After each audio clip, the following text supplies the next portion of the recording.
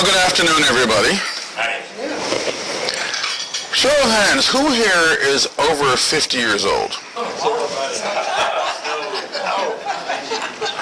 talking about physical age, and Let's not get into that. Otherwise, we'll be here really long. The reason I ask that question is, I am 57 years old, and it's not often anymore that I get to be in the company of people who are older than me. So I really want to take advantage of this opportunity. The other reason I asked the question is, I was thinking about my speech subject, and I thought, these people are over 50. But you know, it's not too late to discover who you really are. And I suggest to you that all of you in this room could make some steps to discovering who you really are. There are 5 steps I'm going to talk to you about today. Step number 1 is a challenging one. Step number 1 is to commit to being brutally honest with yourself. I'll name all the steps and then I'll describe each one. Step number 2 is to try to set aside at least 1 hour each day when you are completely free of distractions.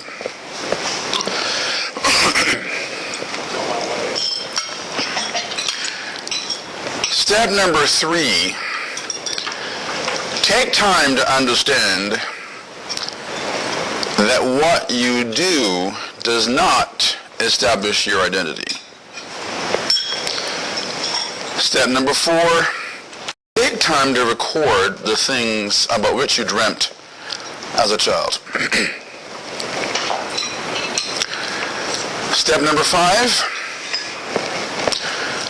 stop sacrificing who you really are at the altar of being approved and accepted by others. Those are the 5 steps. Now for each one. Step number 1, be brutally honest. This is really important because I'll illustrate it this way. Several years ago, I had some surgery and I had a 12-inch incision. And there was about a 1-inch section of the incision that was rather reluctant to heal. And I painfully remember the doctor saying, we have to make sure that this wound heals from the inside out, not the outside in. Because the problem is, if it heals from the outside in, the wound may still be there and fester for years. So, what happened was, every day the nurses would come and inspect. And if it looked as if the wound was healing from the outside in, they would tear that wound open. I'm here to tell you that was an excruciatingly painful event. But ultimately, it was in my best interest to have that done, even though it was painful. Because you see, the problem is we try to avoid pain at any cost. We don't like it, we want to avoid it. Unfortunately, pain usually is required to sustain growth in a certain area. You've heard the phrase, no pain, no gain. There is truth to that. But sometimes in our efforts to avoid pain, we try to avoid dealing with matters that can prevent us from discovering who we really are. Therefore, you're going to have to decide to be willing to endure a painful process as you take the time maybe to go back and review things that happened to you when you were a child or a young adult, disappointments, and learn to reconcile and deal with these issues. It's a bit like walking on crutches. Let's say you break your leg, you need to walk on crutches to help you get around once your leg heals. Now, after your leg heals, it's ridiculous, isn't it, to still be walking around on crutches? Or whatever part of you that was ailing. You would put away those crutches because now the crutches are in the way of you performing at your best. But some of us grow older and continue to use crutches of various sorts. Emotional crutches. Or they may make excuses. Well, I'm too old, I'm too young, I'm too fat, I'm too slim, I'm too tall, I'm too short.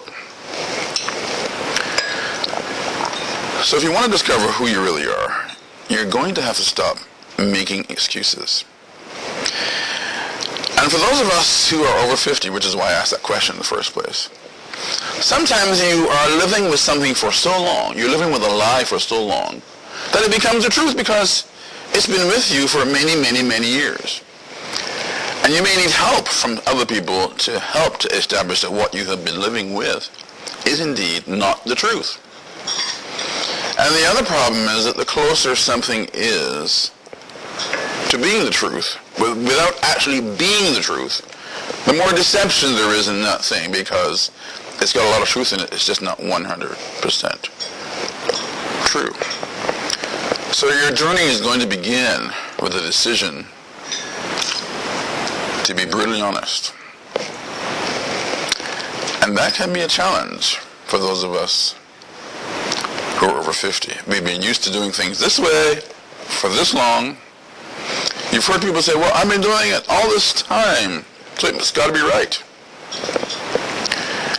I've had people tell me that, and I've told them, well, you've just been getting away with it for 50 years, that's all. Doesn't mean it's right. And by the way, the other thing, I'll throw this in as a bonus, this wasn't planned, but as a bonus. We live in a nation that, in my experience, doesn't really value age and experience. You get to a certain age and people think, well, we can just dispense with you. When the reverse should be the case, we should learn to value the experience of older people. They have actual experience. It's not theory. They've lived their lives and they know some things not to do by experience. And so they should be valued rather than just kind of pushed aside. So I submit to you, it's not too late to discover who you really are. Point number 2, set aside about an hour each day when you can be completely free of distractions. Why is that so important? Why is it so hard? I'm going to talk to you about that in a second. I have been told that scientists have proved that if you go into a room that is completely soundproof, meaning completely void of background noise, you can hear the blood circulating around your ears. Now, I have never heard that. So obviously I've never been in a room that's that soundproof. The point I want to make is there are so many things competing for our attention on a daily basis. Now, I submit to you, as you all know, there's 24 hours and only 24 hours in a day. That's it. I don't get 24, you get 25, you get 26. Everybody gets 24.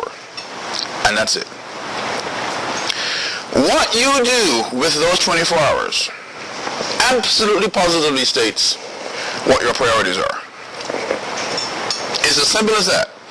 Whatever it is you do with your 24 hours, that's your priorities. So if you say, I don't have time to do this, that, or the other, what you're really saying is, this thing or these things are not important enough to me to make the time